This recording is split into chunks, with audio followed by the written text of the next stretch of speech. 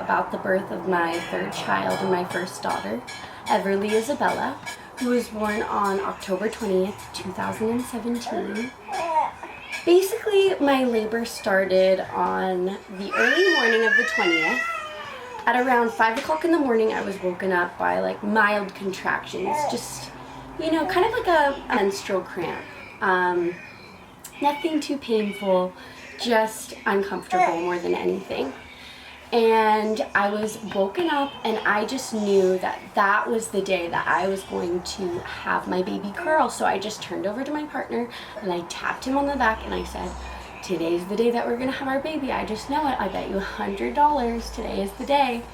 So I drove him to work. I put the boys in the back seat and drove him to work.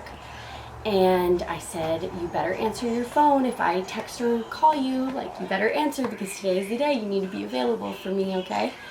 So he said, okay, got it. And he went off to work. Then we went to the park near our house and I just ran around with the boys and I played at the park like I usually do.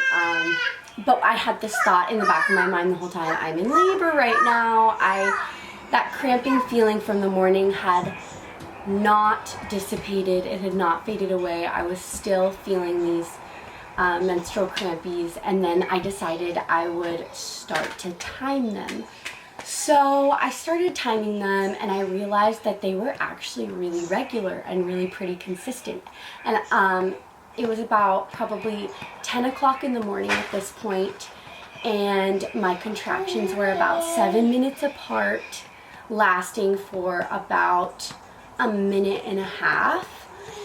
And so I was at the park and I texted my midwife and a few of my friends, and I was just telling them, I think I'm in early labor, like my water hasn't broken yet or anything, nothing has happened to like really indicate that I'm in labor, other than the fact that I'm having these cramps and this feeling that I haven't felt my entire pregnancy.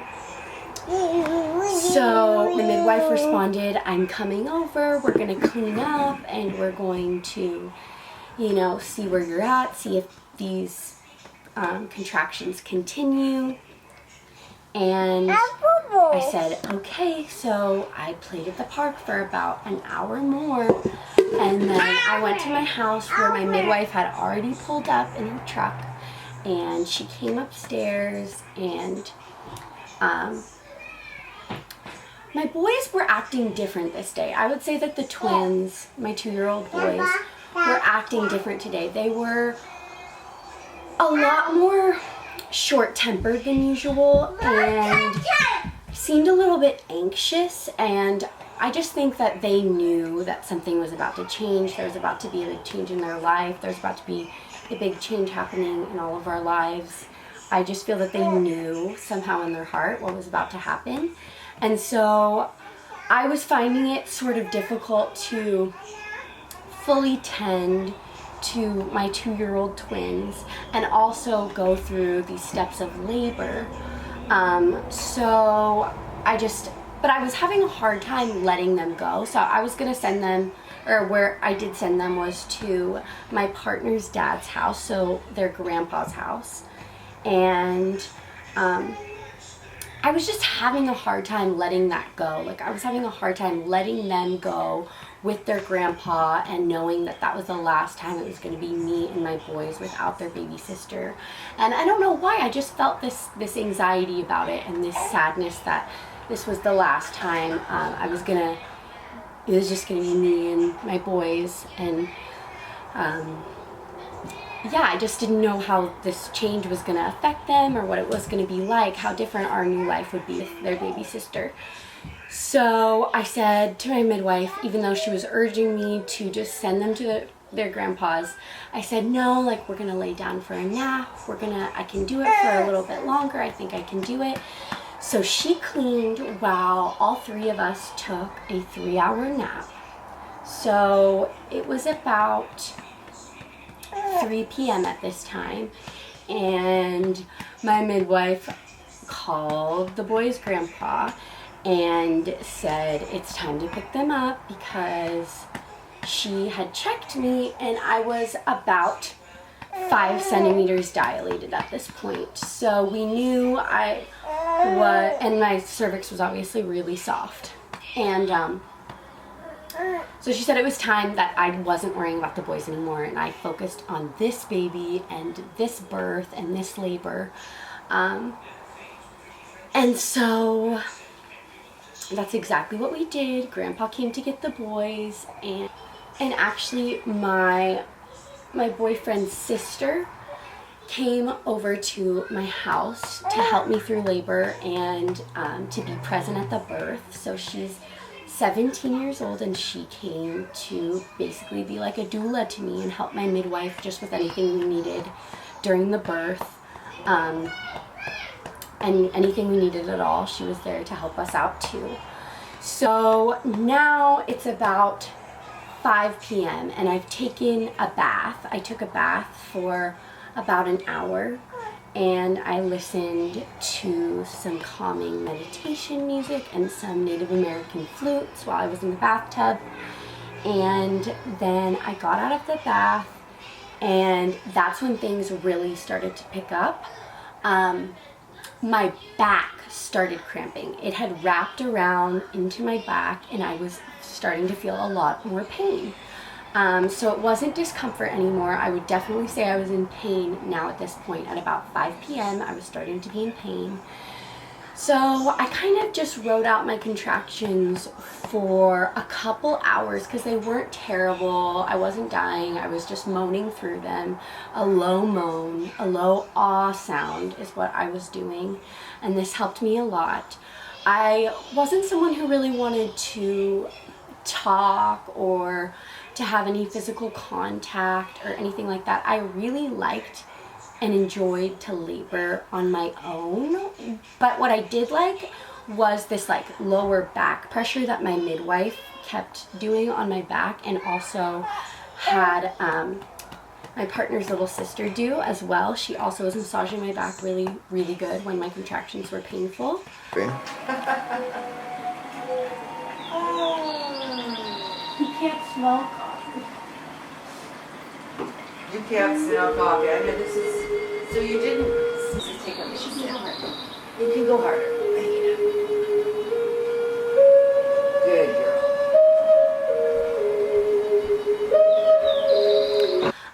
At about 7 p.m., it was starting to get so painful that I really wanted the relief of the warm water in the birth pool. So we filled up the birth pool, and I got in.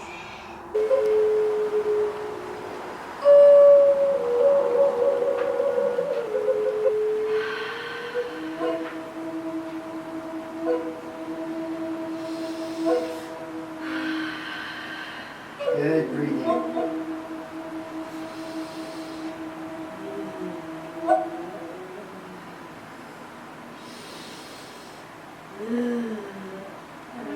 Howdy folks, Colonel Sanders from KFC here with some real news. My delicious world famous original recipe fried chicken is available.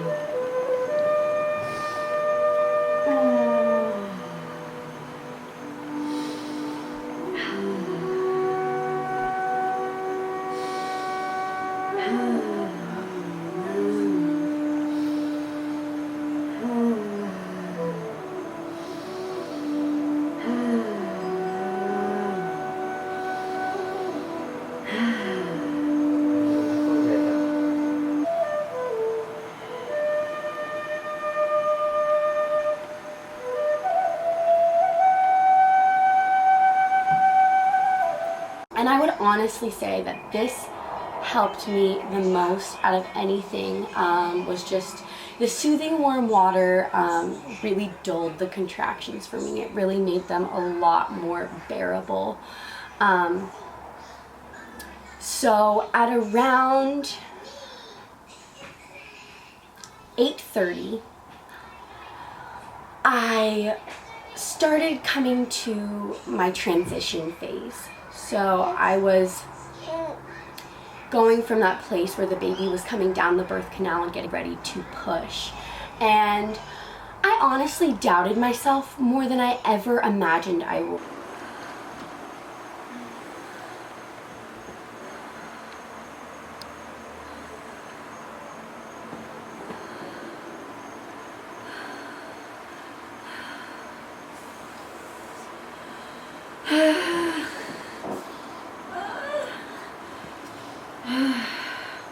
I was one of those people that always felt super confident about my choice to do a home birth, and I always felt super confident that in myself to birth, like in general. Like I never was one of those people that fed into the fear that people try to feed you about birth. I never felt connected to that. So I started to doubt myself. I started saying, I don't think I can do it. I don't think I can do it. I don't think I can do it. And I kind of lost my strength in the water at this point. I wasn't grounded. I was kind of flailing around in the water and splashing and just not fully connected in myself. And I wasn't like grounded enough in myself to push a baby out at that point. So we got out of the water and we went onto my bed. And this is where my baby was born. So I am basically running to the bed because my contractions are just back to back, powerful at this point, painful. And so I'm on the bed. Let it feel. Take out your hand onto your leg, this leg, grab your leg, baby. They're wanting me to hold my own legs, but I'm telling you at this point, I could not do that. That was not happening for me. So my partner held both of my legs while my midwife was just, back waiting, and, talking me through pushing and stuff. And so the next contraction came and my partner's little sister, our doula, is sitting, across from me filming the entire thing. So we do have the entire birth on film, but it shows everything, so I'm not going to put that all in here. But after about 3 or 4 pushes, the baby came out with her head and shoulders at the same time, which gave me a pretty bad tear in the perineum in the back on my left side. So she shot out with her head and shoulders on a 3rd or 4th push, and I was just instantly felt so relieved. I had said 5 minutes earlier how I just wanted to go to sleep. I just wanted to cuddle and go to sleep. Can I just go to sleep? Like, no, you can't go to sleep. You have to push out a baby, Leola. So I did finally push out the baby, and she tore me pretty bad. And it was just a 2nd-degree tear, but it still was super painful. So I had to get stitches after that. She was born at 9:11 p.m., weighing 6 pounds and 4 ounces and 19.5 inches long.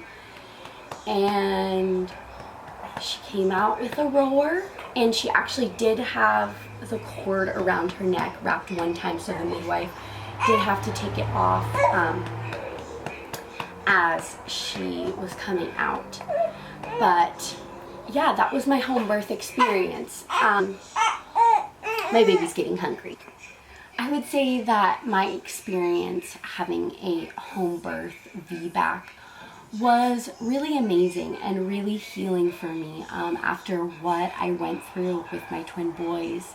I had always planned to have a home birth, and my plans had changed with that when we found out of all the complications with my twin boys, so I wasn't able to do that. And instead I had quite the opposite situation, an emergency C-section at 27 weeks.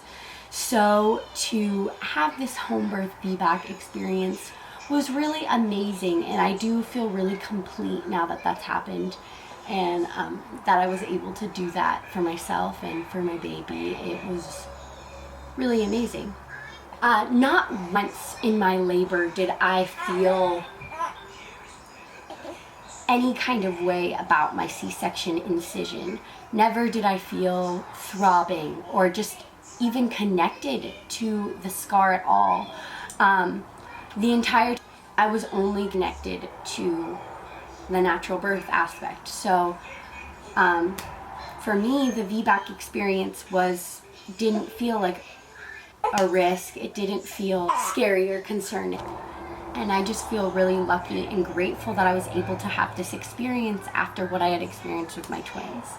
It was a 6-hour labor, about, I would say, a 6-hour active labor. My water never broke and I never lost my mucus plug. The water actually broke when I gave birth. Like, she came out and it broke at that exact moment, which also could have been why I tore so bad. So it for my home birth VBAC experience. I hope you enjoyed watching this video, and if I gave you some comfort or security if you are choosing to do a VBAC yourself at home, or just a VBAC in general. It's definitely possible, and it's definitely within reach. Thank you so much for watching. I hope you enjoyed this video. If you liked it, please give it a thumbs up and subscribe for more videos. Bye!